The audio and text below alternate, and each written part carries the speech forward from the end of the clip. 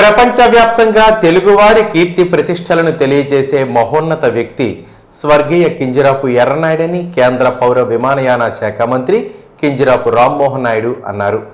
ఎర్రంనాయుడు 68వ జయంతి ఉత్సవాలు శ్రీకాకుళం జిల్లా పార్టీ కార్యాలయంలో ఆదివారం నిర్వహించారు. ఈ సందర్భంగా చిత్రపటానికి పూలమాలలు వేసి నివాళులర్పించారు. అనంతరం రామ్మోహన్ నాయుడు మాట్లాడుతూ తెలుగుదేశం పార్టీలో ఎన్నలేని సేవలు అందించారని, సీనియర్ తెలుగుదేశం పార్టీ నాయకునిగా అటు పార్టీకి ఇటు ప్రజలకి మరువులేని నాయకత్వం అందించగలిగారని, అతని ఆశయాలు మా అందరికీ మార్గదర్శకమని అన్నారు.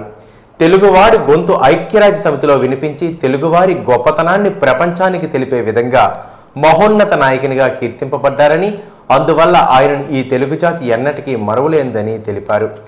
ఆయన జ్ఞాపకాలు, ఆయన నాయకత్వం, క్రమశిక్షణ, పట్టుదల అన్నీ కూడా నేటి తరానికి ఎంతో అవసరమని, ఆయన చూపే మార్గమే ఎంతో మహోన్నతమైన స్థాయికి తీసుకువెళ్తుందని, ఎన్నటికీ తెలుగు జాతి ఇటువంటి నాయకుడిని మరువలేదని తెలిపారు.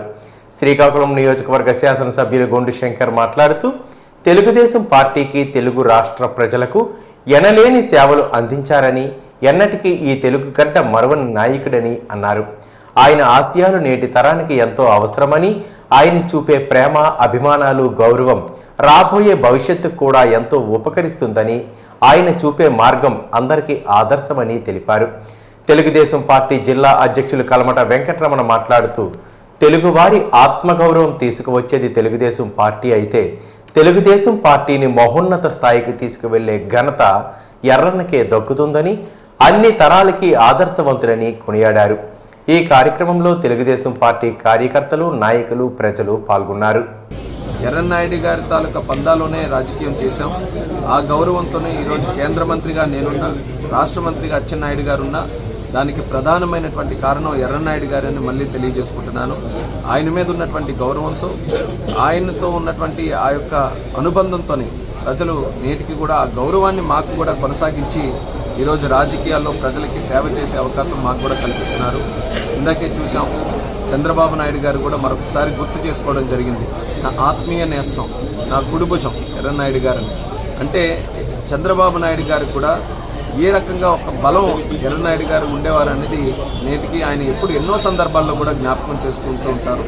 మరి అటువంటి మహానుభావుడు ఈరోజు రాజకీయాల్లో లేనందుకు ఎంతోమంది బాధపడుతున్నారు.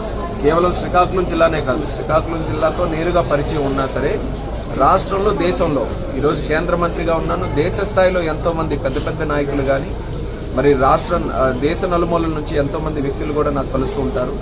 వాళ్ళు కూడా ఎర్రన్నాయుడు గారితో ఎంత దగ్గర సంబంధాలు ఉన్నాయో ఇప్పటికీ కూడా వాళ్ళు జ్ఞాపకం చేసుకుంటే, ఈరోజు ఒక రకంగా ఇంత చిన్న కుగ్రామంలో పుట్టినటువంటి ఒక ఎర్రన్నాయుడు గారు ఇంత స్థాయికి వెళ్ళారా అనేది మనకే ఆశ్చర్యం కలుగుతుంది. ఈరోజు అయితే ఎక్కడికైనా ప్రాంతాలకు తిరగాలంటే అద్భుతంగా రోడ్లు ఉన్నాయి, కార్లు ఉన్నాయి, వ్యవస్థలు ఉన్నాయి, అలాగే మనకి కమ్యూనికేషన్లో ఫోన్లు ఉన్నాయి. కానీ ఆనాటి నుంచి కూడా 83లో విశ్వవిఖ్యాత నట సార్వభౌములు స్వర్గీయ నందమూరి తారక రామారావు గారు యువకుల రాజకీయాల్లోకి రావాలని ఒక అవకాశం ఇచ్చినప్పుడు ఆ పిలుపుకి స్పందిస్తూ మరి ఎర్రన్నాయుడు గారు ఆ రోజు ఒక నిర్ణయం తీసుకొని రాజకీయాల్లోకి వచ్చారు. అప్పుడు ఎన్టీఆర్ రామారావు గారు ఇచ్చినటువంటి ఆ యొక్క అవకాశాన్ని సద్వినియోగం చేసుకొని ఎమ్మెల్యేగా, అలాగే రాష్ట్రంలో విప్గా, కేంద్రంలో ఎంపీగా, కేంద్ర మంత్రిగా ఏ అవకాశం వచ్చినా సరే ఆ అవకాశాలని ప్రజల కోసం మచ్చ లేకుండా రాజకీయాలు చేస్తూ వినియోగించారు.